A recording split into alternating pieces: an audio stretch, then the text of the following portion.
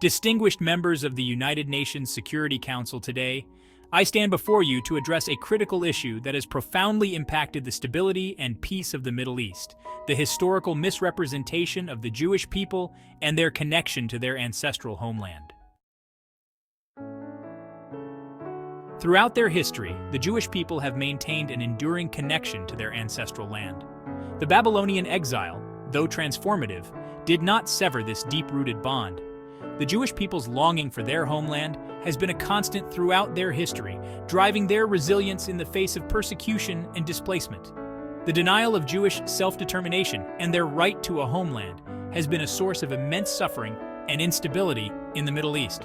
The ongoing conflict between Israel and the Palestinians is a prominent manifestation of this historical injustice.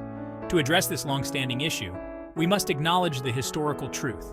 The Jewish people have an ancient and continuous connection to their ancestral homeland, and their right to self-determination is as valid as that of any other people. The international community has a moral and ethical duty to rectify this historical error and recognize the Jewish people's right to a homeland. This recognition will not only promote peace and stability in the Middle East, but also serve as a powerful affirmation of the principles of justice and equality enshrined in the United Nations Charter. I urge you, distinguished members of the United Nations Security Council, to take bold and decisive steps toward resolving this long-standing conflict. By acknowledging the Jewish people's right to self-determination and their connection to their ancestral homeland, we can lay the foundations for sustainable peace that will benefit all in the Middle East.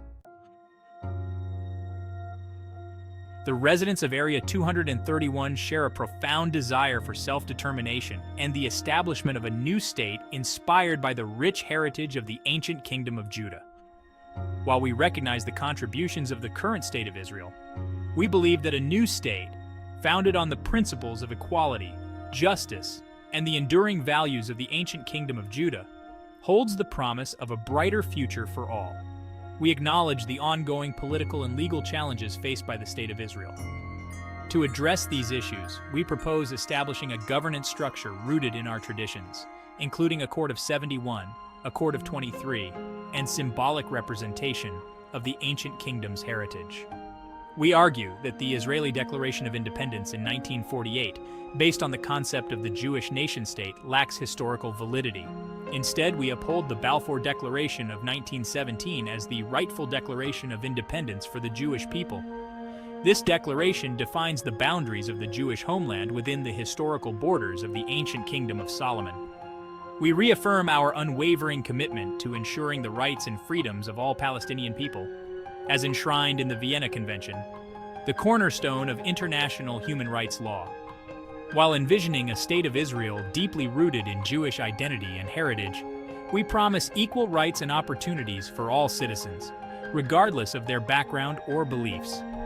To foster economic prosperity and stability in the region, we propose establishing a free trade zone, implementing an innovative trade system aligned with the principles of the Second International Constitution. Additionally, we envision creating sovereign wealth funds for international non-governmental organizations, NGOs, enabling them to contribute to global economic stabilization through cooperation within UN committees.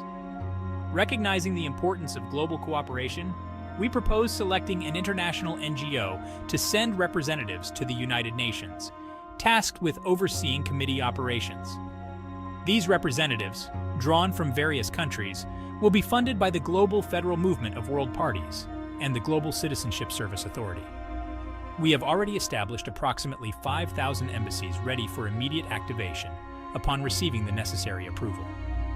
We formally request the UN Secretary General to notify the General Assembly of our readiness and to provide us with a comprehensive list of relevant international bodies with which we need to establish contact. Let's take a moment to consider the list of relevant international bodies involved in these discussions: the United Nations General Assembly, the United Nations Security Council, the United Nations Human Rights Council, the International Court of Justice, the European Union, the World Trade Organization, the International Monetary Fund, the World Bank, the Organization of Islamic Cooperation, and the African Union. In the first phase, The Government Institute in Area 231 will establish a diverse World Central Bank and World Government Institute. This initiative aims to lay the foundation for a multi-continental alliance involving a quadruple projection stock market and the issuance of a universal currency by a single world government. This will be managed by the Southern Throat Bank Confederation of Autonomous Municipalities under the Constitutional Confederated Maritime Jurisdictional Contracting Law, known as the Second Humanitarian Unified Commercial Code. This initiative will introduce a universal currency named the UC coin, or Unified Crypto Coin.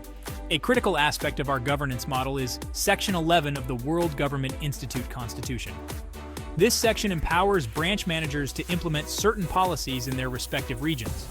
Importantly, it obliges all other 260 branches around the world to align with these decisions and support the branch manager from wherever they are.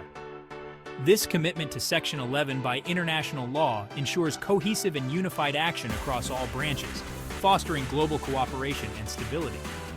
It is important to note that the World Confederation Governmental Establishment Institute cannot contravene its own constitution while attempting to establish a world government constitution. This adherence is not merely a matter of compliance, but a fundamental principle to ensure integrity and accountability within the institution. Despite past complaints, this constitutional obligation remains a cornerstone of our governance structure.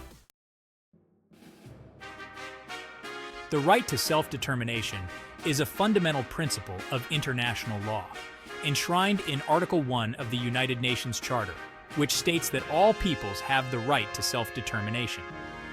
This right includes the ability to determine their own political status and pursue their own economic, social, and cultural development. In the context of Section 11, if a branch manager declares autonomy over a certain area, this declaration must be supported by the World Party, especially when facing difficulties from various bodies or regulations that do not recognize this position. Such declarations, when validated by the court of law as the ruling authority of the respective state, are lawful and justifiable under international law.